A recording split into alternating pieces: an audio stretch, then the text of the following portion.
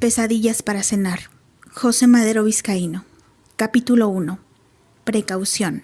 Aviso desde ahora. Lo que voy a contar pasó de verdad y ocurrió tal como lo narré. Quien decida no creerlo correrá el riesgo de toparse en la realidad con algo muy parecido a lo que leerás en los siguientes capítulos. Tengan cuidado y no lo tomen como una historia más, como un cuento para pasar el rato o un libro que se queda en el estante. Porque, aunque siga ahí, olvidado entre novelas de aventuras y manuales de la escuela, estos sucesos se les quedarán en la memoria y reaparecerán en diferentes momentos. Si ya tienes el libro en las manos, mejor léanlo, pero si deciden que prefieren mantenerse a salvo, lejos de estas páginas, les sugiero que sea antes de comenzar con la lectura. Ya que les avisé, tampoco les revelaré el tipo de pesadillas que encontrarán. Para averiguarlo, pasen la página. Capítulo 2. Pasillos y escaleras. Rozar la pared rasposa con las yemas de los dedos la ayudaba a no perderse en el miedo de la oscuridad, a no despegarse, o al menos a imaginarse que caminaba en línea recta. Ya ni sabía cuánto tiempo llevaba avanzando sin ver nada, solo un puntito de luz al frente que se mantenía de un tamaño constante. Ni crecía ni disminuía. Por eso creía que no se acercaba a ningún lugar, pero tampoco se alejaba. Aquel era solo un minúsculo círculo blanco que le prometía una salida, la típica luz al final del túnel. Caminaba, a paso lento, sin detenerse. La pared no era demasiado áspera. Sentía, aunque claro, solo podía imaginarlo, que estaba construida con algo parecido a esas piedras grandes y redondas que se encuentran al fondo de los ríos y los arroyos. Sin embargo, notaba que tenía lastimadas las yemas de los 5 dedos, pero ni cómo verlas. Al principio, durante algunos minutos o quizá una hora, no lo sabía porque tampoco tenía forma de contar el tiempo. Todo era puro silencio y solo escuchaba sus pensamientos. Pensamientos que en realidad solo repetían preguntas o trataban de adivinar en dónde podía estar y por qué. Lo raro era que a pesar del silencio y de la oscuridad, sentía que alguien la observaba. Volteó hacia la izquierda y la derecha para intentar ver algo, pero fue en vano. Era una presencia que no estaba en esas direcciones, estaba en todos lados, como si la forzara a moverse. Así pasó un rato, pero luego poco a poco, como si llegaran de lejos, como ecos que se acercaban, empezó a escuchar voces de niños, de niñas que pedían compañía y decían cosas como: ¿dónde estoy? Hola. ¿Quién anda ahí? ¡Ayuda! ¿Aló? No veo nada. ¿Me escuchas? ¿Dónde estoy? Hola. Hola. No veo nada. ¡Ayuda! ¡Mamá! Podía entender las palabras, incluso aquellas en idiomas que no conocía, pero se escuchaban muy lejos, como si estuvieran a kilómetros de distancia. Violeta no recordaba la forma en la que había llegado a ese pasadizo negro. Simplemente sabía que estuvo ahí de un momento a otro, caminando, perdida. También ignoraba el motivo y por eso se lo preguntaba. Lo que sí sabía era que los párpados se le habían vuelto pesadísimos y que había instantes en que seguía avanzando con los ojos cerrados, dado que no veía nada aunque los mantuviera abiertos, y el sueño la tenía exhausta. Además, aquella presencia, a la vez que maléfica y hostil, se sentía adormecedora, como si le cerraran los ojos. Se caía de sueño porque llevaba ahí tanto tiempo que no podía mantenerse despierta, pese a las voces que no dejaban de escucharse. ¡Ayuda! No veo nada. Por fortuna, luego de un buen rato, el puntito de luz que veía al frente comenzó a crecer sin más. De golpe, hasta transformarse en un círculo, y luego en una esfera más grande. De pronto podía ver el piso, las paredes, el camino que tenía enfrente. Se detuvo. La inesperada iluminación, así como la posibilidad de encontrar una salida pronto, la ayudaron a sacudirse el sueño y a mantener los ojos bien abiertos. Tenía la mirada puesta en el suelo. Los azulejos se veían limpísimos, como relucientes rombos oscuros, negros y blancos, como si fuera la pista de baile de alguno de los palacios cuyas larguísimas descripciones había leído en los libros que acumulaba en los estantes de su habitación. De repente se encendieron unos candelabros que colgaban del techo. Su luz le permitió saber que se hallaba en un corredor sin puerta que parecía infinito. Pensó que aún tendría que dar muchísimos pasos para llegar a algún lugar, si es que había algún lugar al que llegar. Bueno, al menos ahora veía. De inmediato pensó que tal vez se parecía al interior del Palacio Real de Madrid, al que nunca había entrado pero sí contemplado montones de veces desde afuera. Se sentaba con su madre a comer un bocadillo de jamón y una fanta de limón, cada una leyendo un libro sin decirse nada.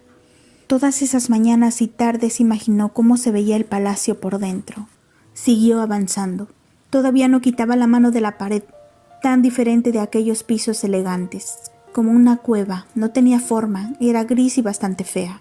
Tal como lo había pensado, estaba hecha de piedras como la de los ríos y arroyos. No eran paredes blancas y limpias como las que, según ella, tendrían los castillos o el palacio español. Se detuvo otra vez. Acercó la mano a los ojos para comprobar si se había lastimado, y vio que de las puntas de los dedos le brotaba alguna mancha de sangre de una gris tenue. ¿Sangre gris? Se vio los pies descalzos y movió los dedos, también grises. Luego recorrió con la vista la figura geométrica de la pijama que le había regalado su abuela un año antes, en su cumpleaños número 10. Gris, gris oscuro, gris más claro, negro, casi negro, blanco. No se había dado cuenta hasta entonces. Toda ella y todo lo que la rodeaba estaba pintado del mismo color que la película que transmitía en uno de los canales de cable, en pantalla de plata, como le gustaba llamarlas a su abuela por la amplia variedad de grises de sus fotogramas, o como en realidad se les conocía, en blanco y negro. Justo así lo veía todo ahora. Violeta consideró, como es obvio, que aquello era rarísimo y que nunca había estado en una situación similar. Claro, ¿y quién sí? Se talló los ojos. Tal vez todo era un efecto óptico para seguir despierta a esa hora de la noche, si es que seguía siendo de noche, porque en ese pasillo no podía saberlo. Seguramente el cansancio la había afectado. Parpadeó y volvió a abrir los ojos, pero aquel lugar tenía el mismo aspecto deslavado que el dibujo que olvidó una vez en el balcón bajo la lluvia y que quedó hecho un borrón gris. Entonces se dio cuenta de que las voces de los otros niños se callaban por unos instantes y todo volvía a ser silencio. Si hubiera escuchado hasta los ruidos de una pluma cayendo al suelo. Luego volvió a escucharse. Pensó que lo único que podía hacer era seguir adelante. Durante uno de esos intervalos sin voces, distinguió un lloriqueo del otro lado de la pared a su derecha. Se oía muy quedito, como apagado, como si la persona que lloraba no quisiera que nadie se diera cuenta de que lo hacía. Acercó la oreja a la pared, que se sentía helada y un poco húmeda. Aunque Violeta no podía verlo, allí estaba un niño que se movía a gatas, con su pijama de Transformers ya rasgada a la altura de las rodillas. También estaba sucio, bastante sucio. Si lloraba era porque se sentía cansado de subir una interminable escalera de madera, demasiado alta, como si fuera para personas adultas, aunque no para gigantes. Con bordes superfilados y sin ángulo recto, sino todos agudos, agudísimos, la subía con mucho cuidado porque si no lo hacía así, terminaría todo cortado. El lugar donde él se encontraba no era un pasillo, sino una escalera que subían en espiral a ningún lado. Tiempo atrás, aquel niño tampoco sabía si habían pasado horas o minutos.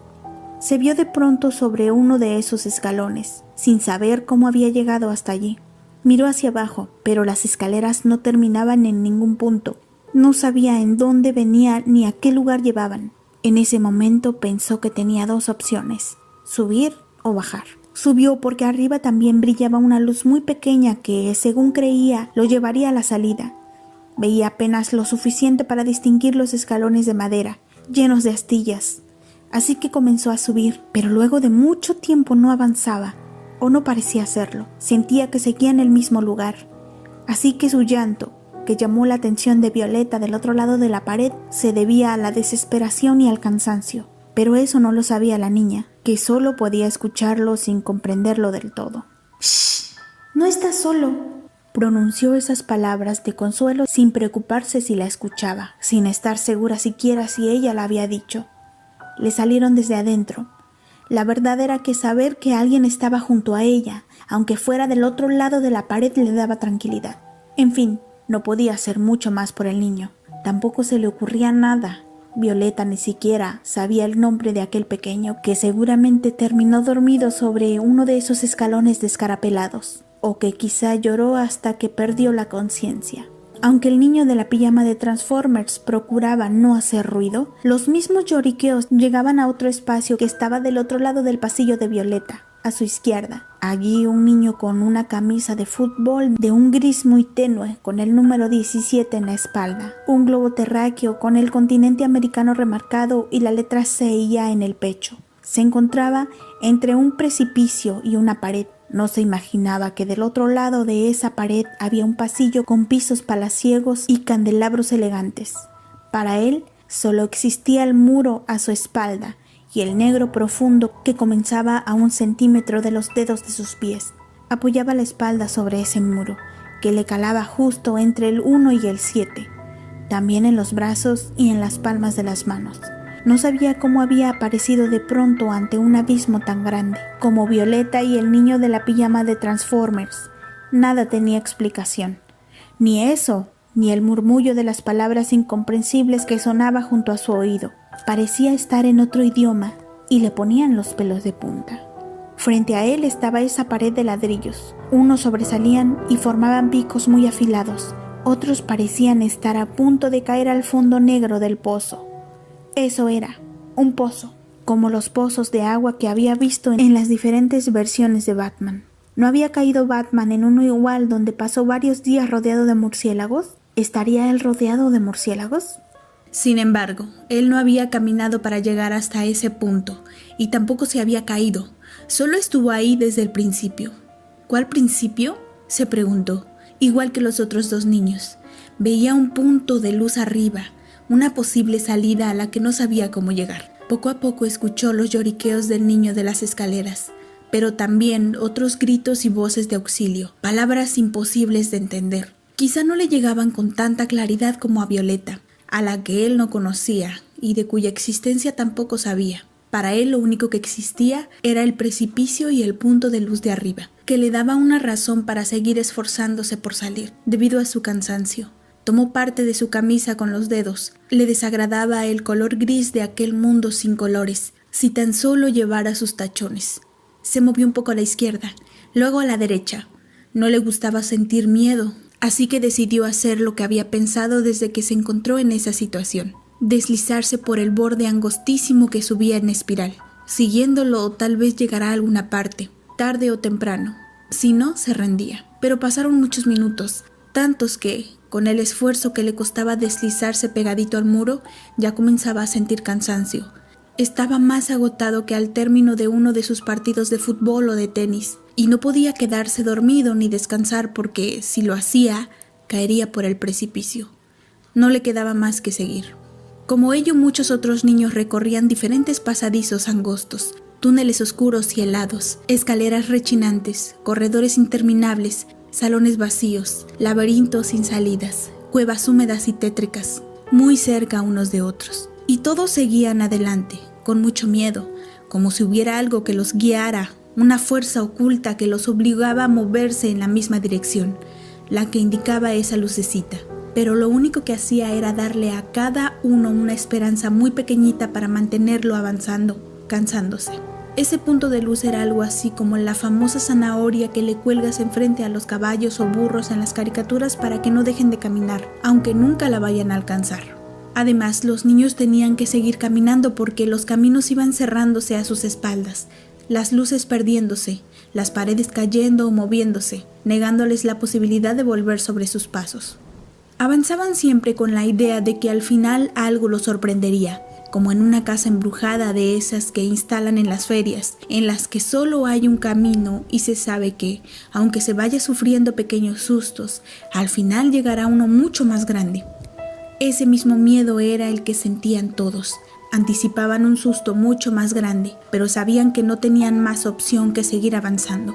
Quizás su único consuelo era que no caminaban solos, que las voces de los demás, en su mismo idioma y en otros, sus gritos ahogados, los hacían sentir acompañados. Violeta tampoco dejó de caminar. Pese a la poca visibilidad, fue avanzando por el corredor, mezcla de cueva con palacio. Unos pasos más adelante, pocos o muchos, quién sabe, alcanzó a ver una luz blanca que atravesaba la pared de la izquierda, colándose entre 2 piedras negras. Se detuvo y pegó el ojo. Trató de ver hacia el otro lado, pero no distinguió nada. Introdujo un dedo y sintió una brisa de aire helada en su yema raspada. Al sacar el dedo, se cayó un poco de la pared. polvo o fragmentitos de piedra, como si esos muros rugosos que se veían tan sólidos porque parecían construidos con piedra de río, en realidad estuvieran hechos de hule espuma, como si fuera de mentira, de esos que se encuentran en las áreas de juegos de fiestas infantiles o en los antiguos restaurantes de hamburguesas. Comenzó a rascar, primero con timidez, luego con mayor energía, casi con enojo, y al final con todas sus fuerzas. El hoyito fue creciendo poco a poco.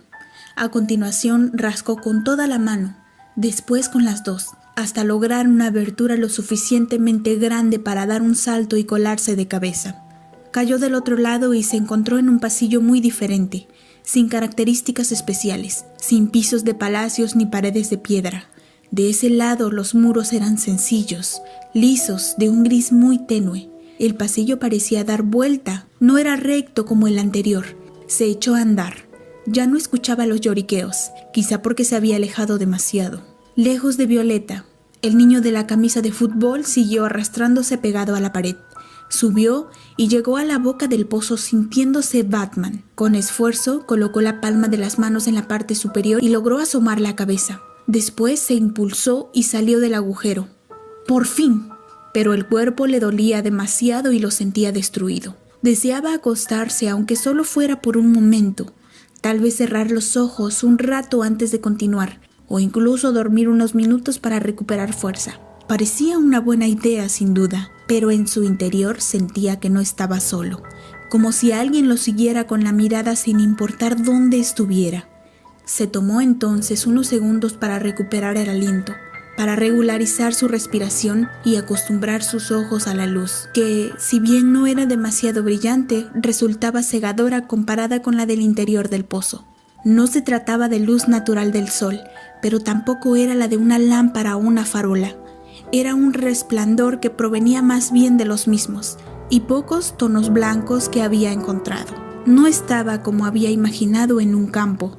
De pronto se hallaba en una sala repleta de juguetes maltratados, de accesorios sucios y deformes para fiestas infantiles, de carruseles hechos pedazos, de inflables no tan inflados, de resbaladillas y trampolines rotos. Todo estaba apilado como si el cuarto se utilizara como bodega de juguetes y juegos defectuosos.